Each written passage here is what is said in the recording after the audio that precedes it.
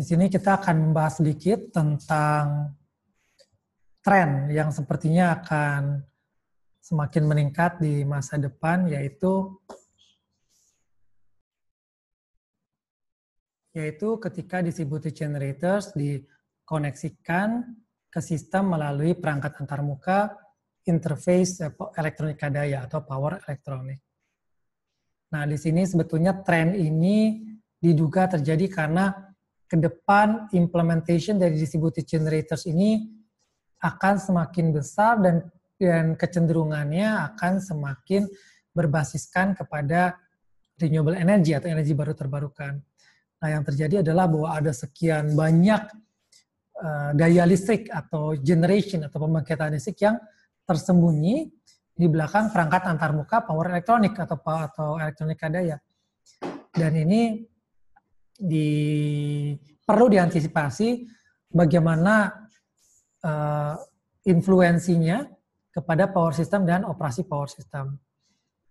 Power electronics converter ini sebenarnya juga ada dalam sistem karena dia bisa digunakan untuk memaksimalkan energi. Jadi untuk efisiensi peningkatan efisiensi distributed generators, dan juga dia sebetulnya memungkinkan distributed generators itu untuk dikontrol aktif dan reaktif powernya sehingga bisa berkontribusi lebih banyak kepada sistem.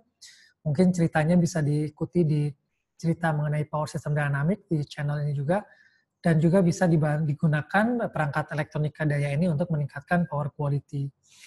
Jadi dari fungsi-fungsi ini memaksimalkan efisiensi, ikut berkontribusi dengan memungkinkan kontrol aktif dan reaktif power dan peningkatan power quality, maka diantisipasi perangkat antarmuka power elektronik akan semakin penting dalam pengembangan distributed generation di depan. Termasuk juga ketika penggunaan energy storage atau penyimpanan energi itu semakin banyak.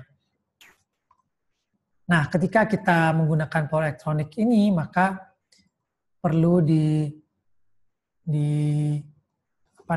dipikirkan bagaimana dampaknya terhadap sistem. Ada dua dari historinya gitu ya, dari sejarahnya. Ada dua paradigma mungkin atau mekanisme untuk bagaimana mengoperasikan distributed generators yang terhubung kepada sistem melalui perangkat antarmuka power elektronik. Yang tipe pertama ini sebetulnya tipe yang lebih lama, di mana dia fokusnya adalah pada distributed generators itu sendiri. Jadi pada saat tegangan sistem turun, si distributed generator ini terdisconnect dari sistem.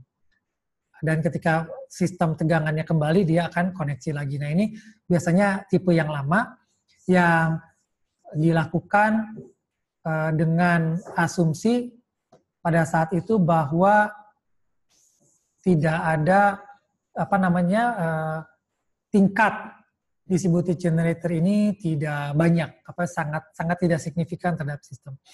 Nah, yang mekanisme kedua adalah bahwa distributed generators yang terkoneksi ke dalam sistem ini harus selalu terkoneksi dalam kondisi misalkan voltage drop atau dalam fault. Nah, ini disebut dengan ride-through capability. Nah, jadi kalau yang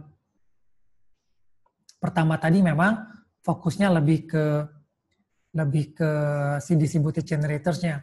Jadi bagaimana agar selective protection-nya itu bisa tetap applied gitu ya, dan juga mencegah DG units itu untuk dari kondisi bisa menyebabkan resiko lah kepada petugas yang misalkan memperbaikinya. Tapi ini sekali lagi adalah mekanisme yang lama. Jadi mekanisme lama bahwa distributed generators itu tidak terkoneksi dari sistem ketika sistem misalnya tegangannya turun gitu ya. Tapi sebetulnya yang kecenderungan tren ke depan itu adalah yang ride-through capability. Jadi si distributed generators yang terhubung melalui power elektronik ini harus tetap berkontribusi ke power system ketika sistem memang ada gangguan dan sistem membutuhkan kontribusi sebetulnya, dan ini sebetulnya sangat krusial ketika distributed generation implementation ini semakin besar, semakin tinggi tingkat penetrasinya. Dan ini penting untuk kestabilan dari dinamik dari sistem. Jadi ini yang harus diperhitungkan dan diantisipasi dalam mendesain atau menjaga mengoperasikan sistem ketika semakin banyak distributed generations yang menggunakan perangkat antarmuka power electronics atau elektronika daya yang terkoneksi ke jaringan sistem tersebut. Jadi ini mungkin menjadi konklusi juga untuk seri kuliah distributed generators. Terima kasih untuk perhatiannya.